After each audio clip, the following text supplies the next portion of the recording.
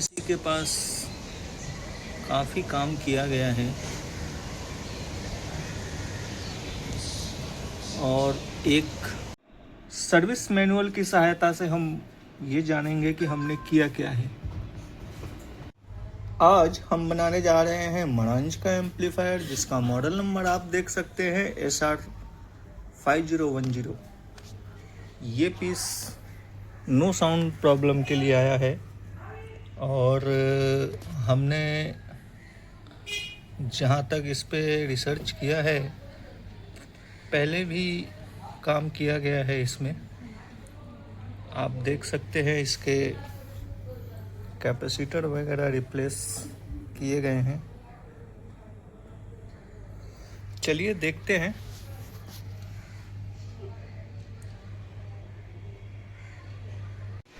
इसके PCB unit को हमने निकाला है, HDMI कॉम DSP IC, और इसके पीछे के हिस्से में यदि आप गौर से देखें, यहाँ रैम IC के पास काफ़ी काम किया गया है और एक बॉल IC यहाँ पर चिपकी हुई है, शोल्डर के बॉल्स यहाँ पर चिपके हुए हैं। चलिए देखते हैं, ये इतना सारा काम किया गया है, इसमें कितनी संभावना है कि ये सक्सेस होगा।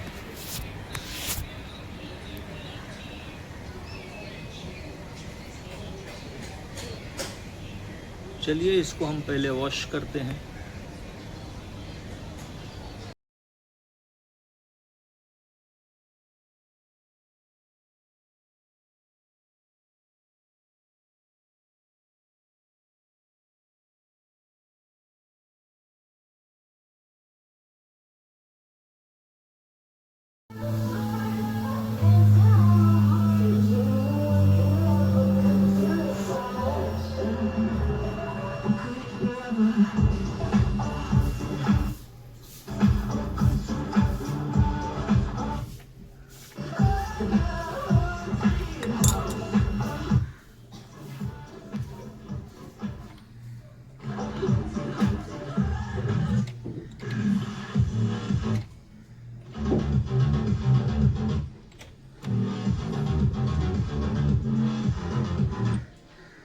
ऑल चैनल वर्किंग गुड है।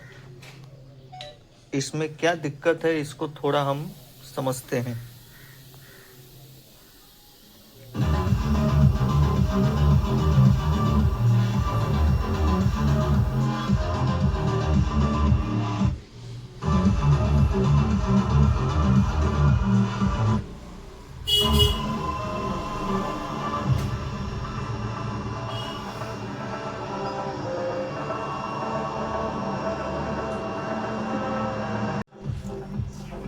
यदि आप ठीक से सुन पा रहे हैं तो इसमें दिक्कत ये है कि जो फ्रंट लेफ्ट का जो चैनल है, इसमें हल्की सी सीटी की आवाज़ आती है। और जो हमारे मित्र की शिकायत थी वो ये है कि इसमें सिर्फ लेफ्ट राइट स्टूडियो ही वर्किंग था। फ़िलहाल ऑल चैनल वर्किंग है, लेकिन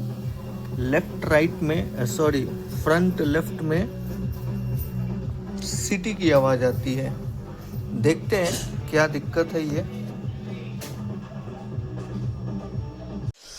जैसा कि आप देख सकते हैं, हमने इसके जितने भी PCB प्लेट्स थे उन सभी को हमने निकाल रखा है और इसका मकसद सिर्फ इतना है कि इसके जितने भी ये कनेक्टर्स हैं, इसे क्लीन करना, साफ करना, और जो अपना नॉइज़ था फ्रंट लेफ्ट, उस पर ध्यान देना।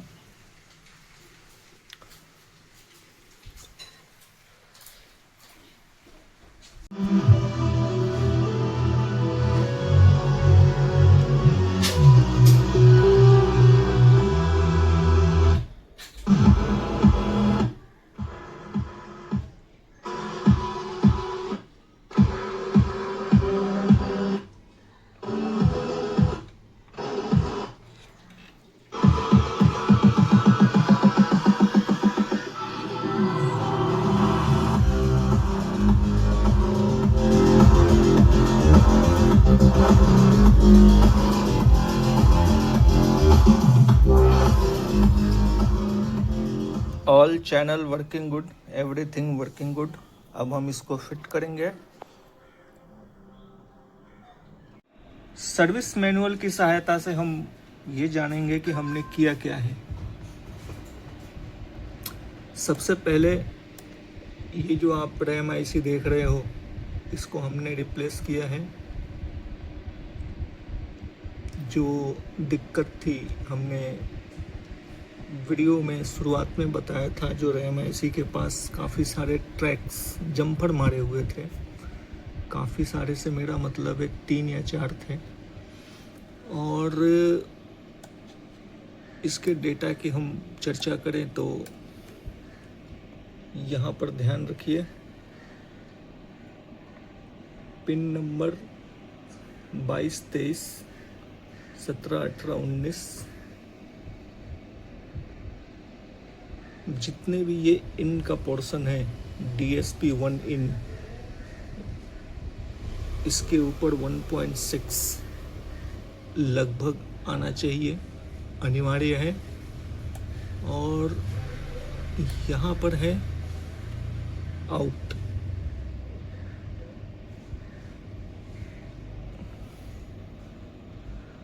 पिन नंबर 56, 7,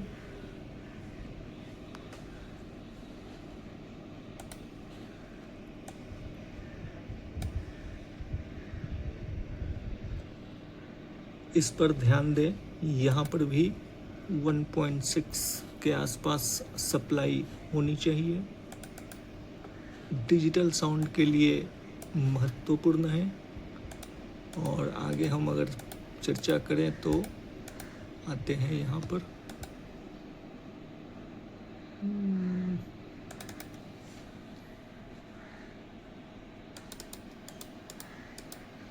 जो नॉइस की हमने बात की थी, फ्रंट लेफ्ट के एक चैनल में नॉइस थी, उस पर भी हम चर्चा करेंगे।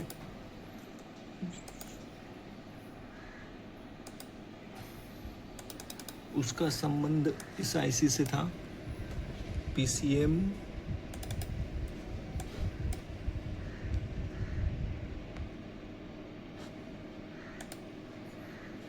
1690।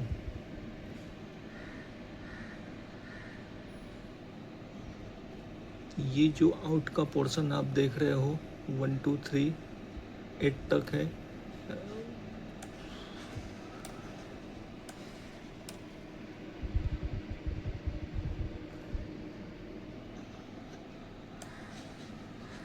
टू 2.4 2.5 के आसपास सप्लाई बननी चाहिए। ये जितने भी आउट के आप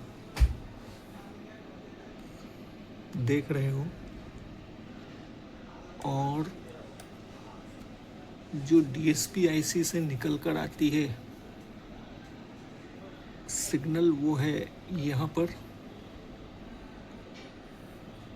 ये चूंकि आईसी नीचे के हिस्से में लगा हुआ है तो चेक कर पाना मुश्किल है, तो ऊपर है DSP का सेक्शन, तो वहाँ से आप चेक कर सकते हैं, सुविधा होगी।